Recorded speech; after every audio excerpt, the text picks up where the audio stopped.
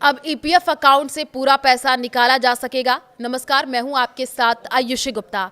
EPFO ने central board of trustees CBT की meeting में इसका ऐलान किया है।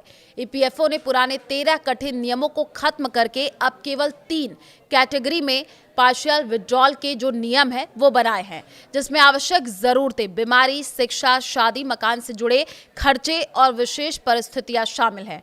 अब सदस्य अपने पीएफ खाते में मौजूद पूरी राशि निकाल सकेंगे।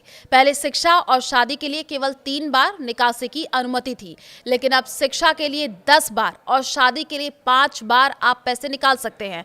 और इसके अलावा मिनिमम सर्विस पीरियड यानी न्यूनतम सेवा अवधि को भी घटा करके 12 महीने कर दिया गया है, जो पहले अलग अलग जरूरतों के लिए अलग थी। पहले विशेष परिस्थितियां जैसे प्राकृतिक आपदा, बेरोजगारी, महामारी में निकासी के लिए कारण बताना पड़ता था, जिसके चलते कई बार क्लेम खारिज हो जाते थे। अब इस झंझट से छुटकारा मिल गया है। सदस्यों को विशेष परिस्थितियों में बिना कोई कारण बताए निकासी की सुविधा मिलेगी। ईपीएफओ ने यह भी सुनिश्चित किया है कि सदस्यों के खाते में हमेशा 25% राशि मिनिमम बैलेंस के तौर पर रहे और इससे सदस्यों को 8.25% की ब्याज दर और चक्रवृद्धि ब्याज यानी कंपाउंड इंटरेस्ट का फायदा मिलता रहेगा, जिससे रिटायरमेंट के लिए अच्छा खासा फंड तैयार हो सकेगा। नए नियमों के तहत कोई दस्तावेज जमा करने की जरूरत नहीं होगी। निकासी की प्रोसेस को पूरी तरह ऑटोमेटिक करने की तैयारी है, जिससे क्लेम का निपटारा तेजी से होगा।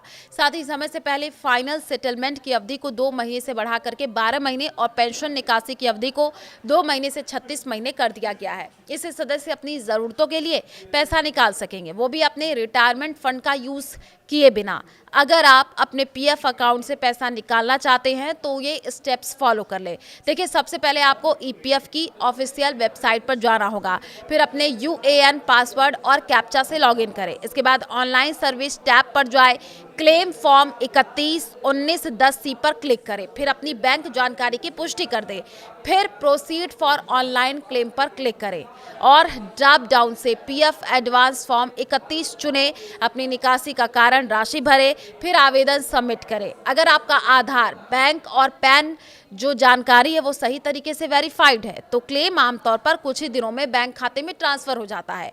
सरकार ने साफ कर दिया है कि पहले ईपीएफओ मेंबर्स को राशि निकालने के लिए बताए गए कारणों को सत्यापित करना होता था, जिसकी वजह से कई बार क्लेम रिजेक्ट हो जाते थे, लेकिन अब ऐसा नहीं होगा। लेकिन अब कुछ श्रेणियां ऐसी हैं जिससे बिना किसी सत्यापन के आप पैसा निकाल सकेंगे। मसलन प्राकृतिक आपदा, जहां काम कर रहे हैं उसका बंद हो जाना, लगातार बेरोजगार रहना या किसी महामारी का फैल जाना।